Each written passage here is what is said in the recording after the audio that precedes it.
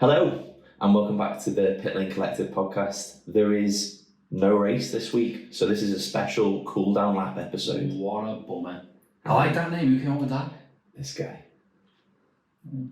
You going to charge us for it afterwards? Yeah, put on the account. Yeah. So we thought this week we'd dive into a couple of the little stories that have come out of the Bahrain Grand Prix weekend. A couple of tidbits that have emerged since the flag went down.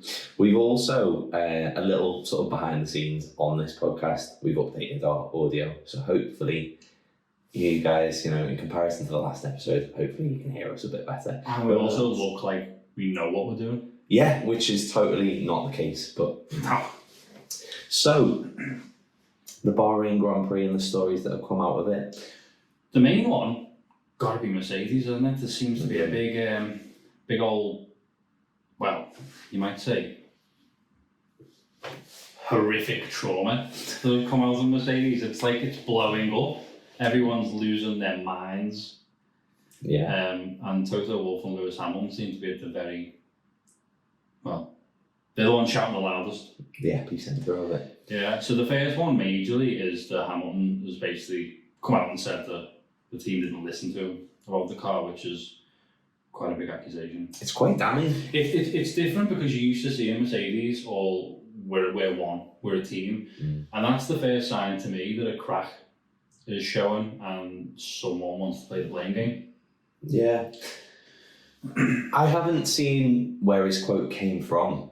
And I do feel like, without trying to paint too broad of paint with too broad of a brush over everything, I think F1 journalism, a lot of it goes for the kind of like sensationalist kind of headings, and we'll try not to fall into the sort of clickbaity stuff that some of them put out, but I am with you because I was really surprised when I read it that that he flat out stated. I think he did kind of sum up. He kind of stated that the team hadn't listened to him, and then he did kind of sum it up by sort of doing the typical kind of PR thing of we're all going to work together and we're going to build on this. He did, but he also mentioned in the same breath that we need to start taking accountability.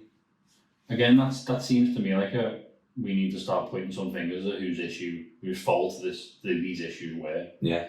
Which is just so unlike how Mercedes have portrayed themselves in past seasons. It seems to be so out of character, and it's not been a good start to the season. It wasn't a good season for them last season. They sort of picked it up a little bit. Obviously George won in Brazil. But still they're miles off it. And I think when a team's so used to winning all the time, losing becomes just it shows who you really are when you're really up against it, doesn't it? Yeah. Because it's so easy to paint the picture that, aren't we great, we're all stick together, we're a team when everything's going your way, but it's so hard to do that when everything's not. Yeah. When the pressure comes down, when the results aren't as easy as they perhaps have been,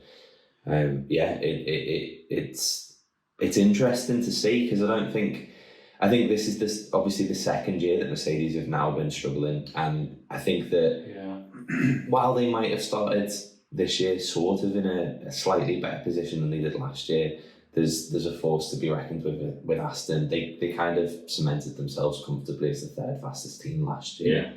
Took it to Ferrari and sometimes Red Bull at the end of the year, but this year there's a little bit more to play for, and I think it's got to be tough feeling like they felt like they knew the issue with the car last year. They talked about it a little bit and said, we know what the issue is. We can trace it back to one particular decision that we made at the start of the season, while they were designing the car last season.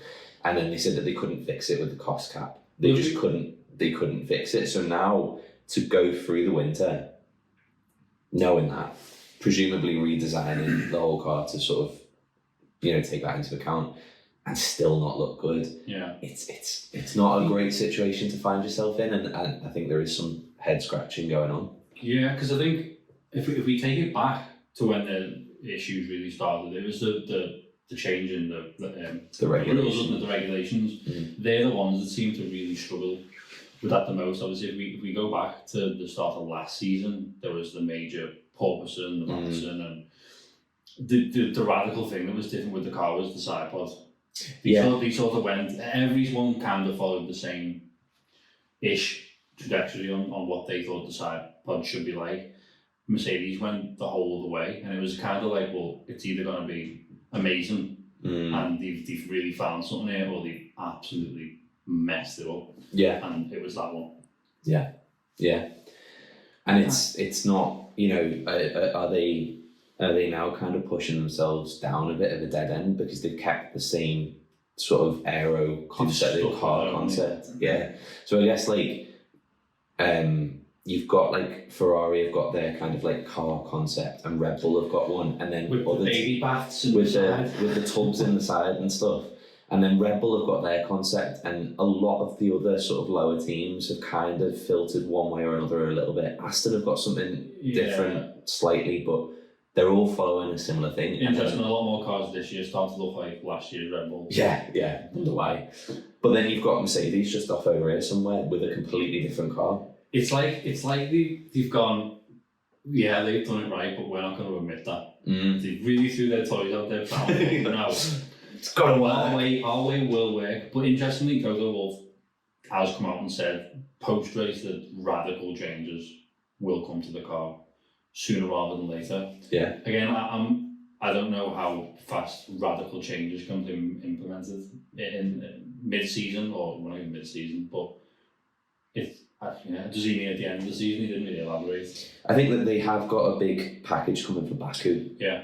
And that's, he did mention. That's the sort of, that's something that they're hanging their hopes on a little bit. What I'm interested to see with the update that comes in Baku is where they've gone with it, because they could have gone two ways. They could have gone, this just isn't working, we'll take one of the similar concepts, or we'll use one of the similar concepts from the Red Bull or the Ferrari, we'll put that on our car, we'll get it all working together. They could turn up with a completely different sort of like whole car philosophy. Or is there just, you know, the fix that they mentioned last season, has it just taken longer to put together? To implement. And are they going to, will the update in Baku potentially make the car work the way they want it to? But I think it's very easy to come out the first race and be all doom and gloom and, Mercedes are terrible. And in fairness, they've kind of said that themselves. And it's not great. But it doesn't necessarily mean that they're going to write everything off. So it'll be interesting to see what happens come Baku. So there's radical changes to a car though, and there's making up 50 seconds. Yes. So Hamilton finished 50 seconds behind Verstappen. That is a chasm. And they would have to be radical changes for them to even half that. So it's a big old gap in it. I don't really know what they're going for. They've got to be going for second. There's no way that they would think they can shoot any higher than that. No. Unless there's a major Red Bull implosion. But well, if you think about it, even if they get an update package on the car in Baku and suddenly it's insane, there's is Baku the fourth or fifth race this year? I'll look it up. I'll look it up, but that's, you know, providing that, you know, potentially Max has won every single race, that's still quite a lot of gap to make up straight away. Baku, where is Baku? Baku is, it's the fourth race, so fair enough. The update's coming quite quick actually. I thought it was a little later on, but it'll be interesting to see kind of what they do. If they suddenly turn over a car that somehow has Red Bull's pace, fair play to them.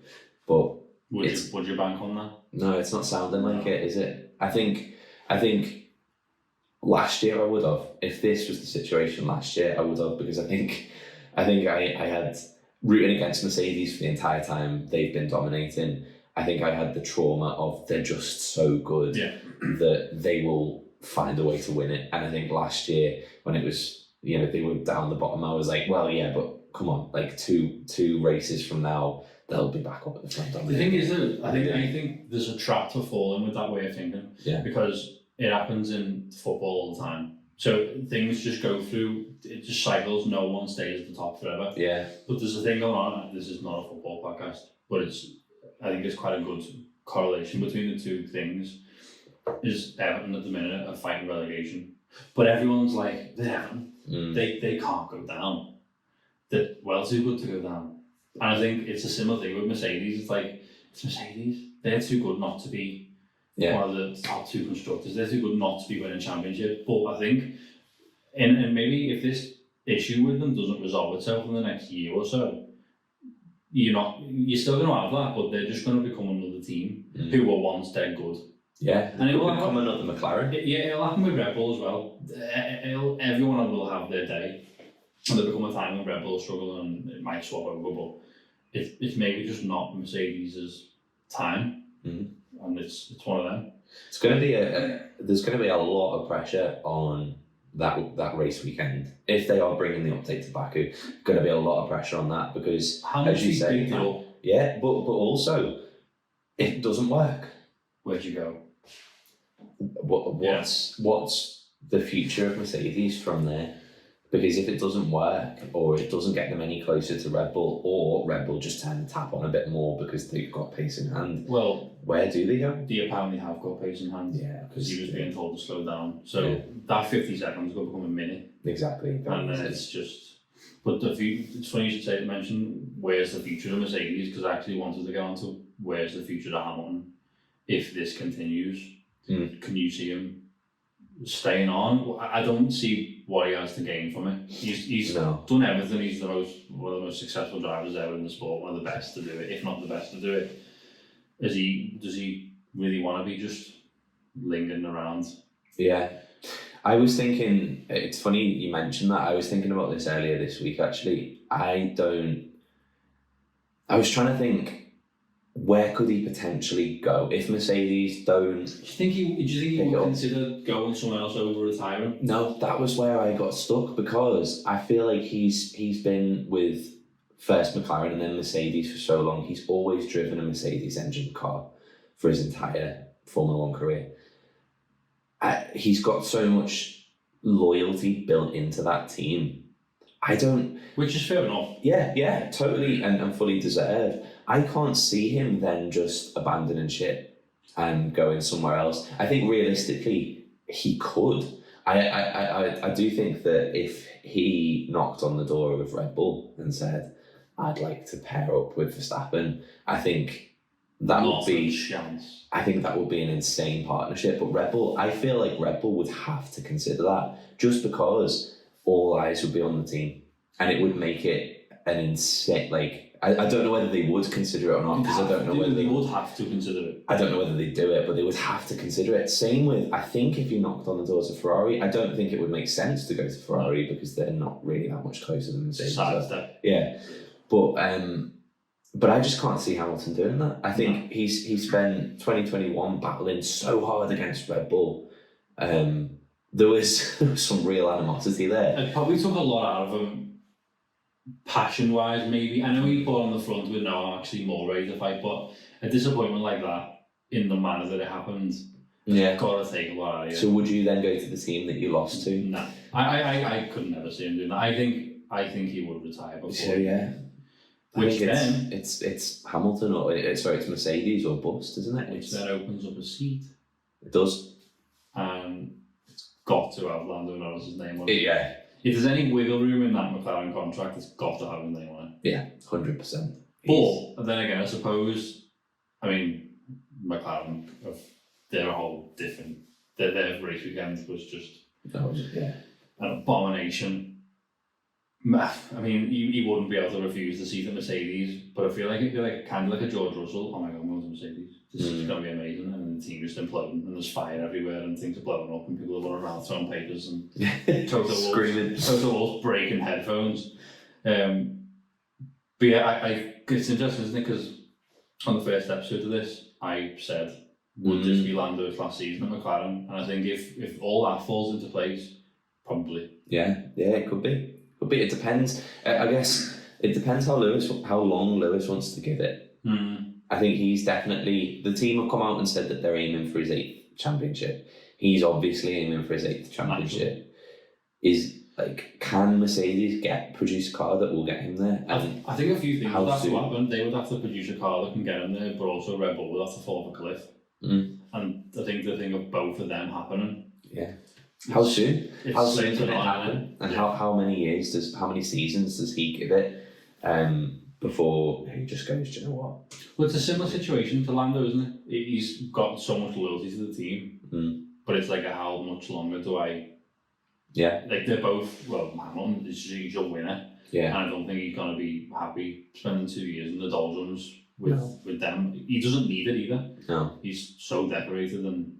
Yeah, he's going to retire as one of, if not the greatest of the sport. So, but it's absolutely insane to be sitting here talking about that. And one of the things I wanted to bring up just about Hamilton, actually, before we sort of jump onto other things, is talking about the sort of slightly sensationalised headlines that have come out of Bahrain. One of them, which kind of caught my eye, was, have we seen Lewis Hamilton's last win?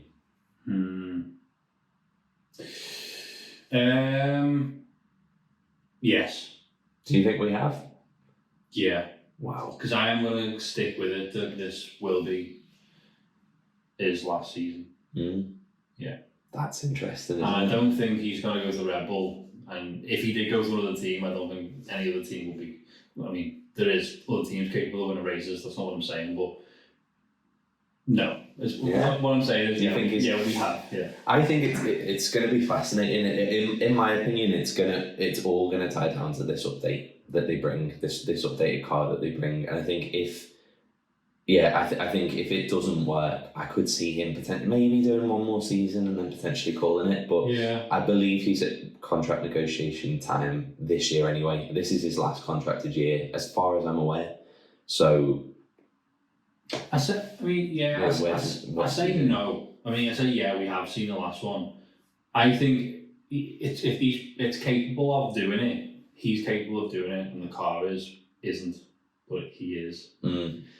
It would take a Red Bull, mistake, or a mistake, or a DNF, or whatever it would, and then it opens it up, doesn't it? Yeah. If you take Red Bull out of that grid, Jesus. Yeah, exactly. It's like it's Ferrari, Mercedes, Aston Martin. Well, the bit that I wanted to get on with what you're kind of going to there with the sort of sensationalized headline stuff is, it's easy to forget that was one race that we've watched, and it was Bahrain, and we're going to go to completely different tracks all over the place that are going to suit different cars. I don't know if Mercedes are going to particularly suit one track better, but definitely last year there were tracks that they were awful at, and then there were tracks that they were insanely strong at. Hungary. Yeah. They looked pretty strong at Singapore. I think. Did they get a 1-2 in Brazil? Yes, Brazil was the big one. Zandvoort, they looked quick at as well. I think Hamilton was the only one out of the top 6 to not win last year, and I think that was unlucky, if I'm honest, for him. I personally, I feel like there's more wins in him, but I agree with you that it's going to take a Red Bull mess up. It's going to take some sort of messy race, which may happen. Yeah. I mean, I can't see Red Bull going through this whole season completely unscathed by anything. It's not going to happen. It just depends if he can then capitalise on that. Because obviously there's Charles Leclerc who will have a working car one day. Provided he finishes a race. Yeah, he'll be there. And then obviously there is 2 Red Bulls on the track. Yeah. So, I mean, I know Hamilton's a better driver than Perez, but Perez is a machinery that's far superior. Yeah. So I think it would take both of them to do a major mess up.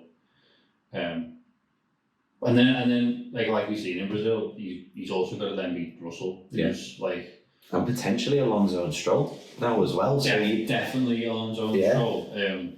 So it's not that simple. I don't think it's not. It would take Red Bull messing up, but I don't think it's as simple as if they do, he will then because there's so many more players. He'll be around there though, won't he? Yeah, he'll be sort of waiting in the wings for anything to slip up. He's too good to just not do anything. Yeah. I'm sure there'll be podiums and stuff, but a win. It's a big push. It is a big push. But again, if the stars align, and it could happen. I'd never count him out I say no, I just did. Yeah, I know. I think like I always feel like there will be something in there. There will be a race that will suit him. There will be a track that suits him. Something will go his way. I struggle to accept that we might have seen his last win, but every kind of dynasty of wins, every kind of like record has got to stop at some point. Oh yeah, And if he was going to win, I'd love him to win at Silverstone. yeah. I'm by no means a Lewis Hamilton fan or a Mercedes fan, but I think that'd be a nice way to top it off. To top that off, because he does deserve it. Yeah, he 100% does deserve it. He doesn't deserve to go out like this. I don't think. No. I know it's not his fault, but it is what it is.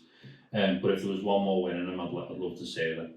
Silverstone, that'd be pretty magical, wouldn't it? Yeah, that'd be pretty special. I'm sure the crowd will love that one as well. Yeah, so we'll have to keep tabs on that. Yeah, we will. We'll I may look a right idiot when he wins the next 10 in a row or something. Yeah, we'll keep an eye open for Baku, and we'll kind of see how it goes from there. We will. I guess we've also got to talk about Red Bull, just because there was talking about the kind of reactions from Bahrain. Jenson Button, acclaimed Jenson Button, world champion, NASCAR driver now, came out and said that he doesn't think that it's going to be a walk in the park for Max and for Red Bull this year. No. With the most respect, I think he's probably trying to hype it up a little bit, because it's not going to be... Otherwise, it's not the best advert for the sport, is it? No. I think all the sort of media have got to try and make out like it's a bit of a title fight, and there's something, but... Of course, yeah. Yeah, there's no pulling the wool over Formula One fans' eyes. Like, I'm relatively new to the sport, and I can see that. Come on. Yeah, it's gonna. We touched on it before. I'm sure there will be hiccups. There'll be a car fault, or someone will make a mistake, or a slow pit stop. There's so many things that could happen. But I think overall, if you look back at the season in a few years' time, you'll go, God, he walked it. I honestly, I'm gonna stick my neck on the line here. I reckon they'll have it wrapped up before Singapore, which isn't too sort of, because Max nearly had it wrapped up by Singapore last year. It was ridiculous. Maybe Monza. I honestly, unless someone just turns up and does something with their car that we haven't seen, which could happen, then I think fair play to Jensen for trying to keep the excitement, to keep people tuning in, because dominance is difficult for a sport, and it will turn you off, but I don't really see anyone taking it to Red Bull. It's not a good advert. Like, on the back of what the best advert was for the sport we've had with Mercedes and Red Bull, this is now the complete opposite. Yeah. But I mean, I don't think he's right. No. In what he's saying. But fair play for Lucky Jensen. Yeah. But our opinion. I see what you were trying to do there. Yeah. Staying with Red Bull though. Yeah. You've announced to become an engine manufacturer from 2026. Yeah. So aren't they partnering with Ford? So they're with Honda currently, aren't they, until, is it 2026? Well, sort of. I think they're in a partnership, aren't they, like a consultation or something? I think so Honda were supplying them an engine. I think they bought the Honda powertrains division essentially, or they bought the Honda division that were making the engine, and they've renamed it Red Bull Powertrains. Yeah. And I think Honda are consulting for them, but they're not officially involved, but they sort of are, but they're not. Definitely in some sort of contract with them. Yeah. But it's not as full supply, it is more consultation. But then, they're going to start supplying McLaren. Cool. It's come out post-race that McLaren are being in talks with Red Bull as from 2026, which is interesting because if I'm right, they use a Mercedes powertrain currently, which is a bit more bad news that Toto probably didn't want. Yeah. I mean, I guess there's probably lots of talks going on and stuff, but that is an interesting rumour. And also, I remember right at the start of this, you mentioned the potential of Red Bull sniffing around Lando to possibly pick him up. it's interesting that there might start to be those connections. A bit of a partnership. Yeah, I wonder if that would be part of a deal or something. Who knows? Call me Mystic Josh. No, they don't. You're right. No one does. But yeah, that would be an interesting sort of layer to that. Yeah, it would. I mean, it would be, but also would McLaren just be willing to go, okay, here you go. Yeah. Take our best driver. I don't think they'll have much choice. Depends, doesn't it? If Lando decides to go, he goes. I do think his future is at one of them two teams. Yeah. 100%. Yeah. And I would edge... What, Mercedes or Red Bull? Sorry, Mercedes or Red Bull. And I would edge more towards Mercedes. So, yeah. I could see him going either way. I could also see him staying at McLaren, which feels mental. But I feel like they're probably going to come back a bit stronger. Again, with it only being one race in. Yeah. Last year, we'd have said exactly the same thing at the start. They had an awful start to the year. I could see them bouncing back, and I could see them being around 5th, 6th by the end of the year. But yeah, that'll be interesting. I do, just before we leave the Red Bull topic as well completely, I just thought, because, you know, to sort of save ourselves some time, really, what I thought we could do, cutting corners already. Essentially, I just think that we should record congratulations messages for Max. Right, okay. And then we'll just play it for each episode. Yeah. Because we don't have a big budget. This isn't a big budget production. No, a couple of grand, that's it. So yeah, so we'll save ourselves. So on behalf of the Pitlane Collective Podcast, I'd just like to say, well done, Max. Yeah, that was a great drive. It was a great drive. You drove really well, and you won the race. And I wouldn't have done anything different myself. No, than what you just did. Top marks, well done, and keep it up. And I'm sure you will. I'm sure you will. And we'll just clip that, and then we'll just replay it every single time he wins. We should have just done well done for winning the race in. And then done a really clunky voiceover. Bahrain! Yeah. But yeah, so I just thought we'd throw that one in there. Yeah. We've got only a couple of other notes really to kind of go through for this, haven't we? Yeah, I just wanted to, first of all, before we do move on to something we have got, any other thoughts, last thoughts from the race? I think we've covered pretty much. Not really. I think we've covered it, but I think it, you know, as we've said, you can't really look at the standings in below Red Bull and kind of draw conclusions from it. I think some teams are going to come back stronger. I think some teams didn't have a particularly good showing. It's gonna, we'll just have to kind of wait and see how it all shakes out. Keep an eye on Alpine, keep an eye on McLaren. Yeah, and Aston. But it's going to be hard not to keep an eye on. Yeah, I'm just really interested to see what happens with them, whether they keep this momentum. Or once the upgrade packages come in, it's just interesting to see where they land. Yeah. But yeah, I think we've pretty much covered everything that happened in that race, and not much happened in that race, so we've done all right there. It was a strange old race. Little look ahead to the next race. We've had a week now, well, we'll have had 2 weeks by the time the race comes around, without a race, which is not great for a Formula 1 based podcast, really. What a filler. But still, what are you expecting from this one? More dominance from Red Bull? I read a little article where someone connected to Aston was saying that they have potential. They feel like they might be stronger in. Was it James Bond? In Jeddah. It was not James Bond, no. Okay. No. I don't know who it was, but it definitely wasn't James Bond.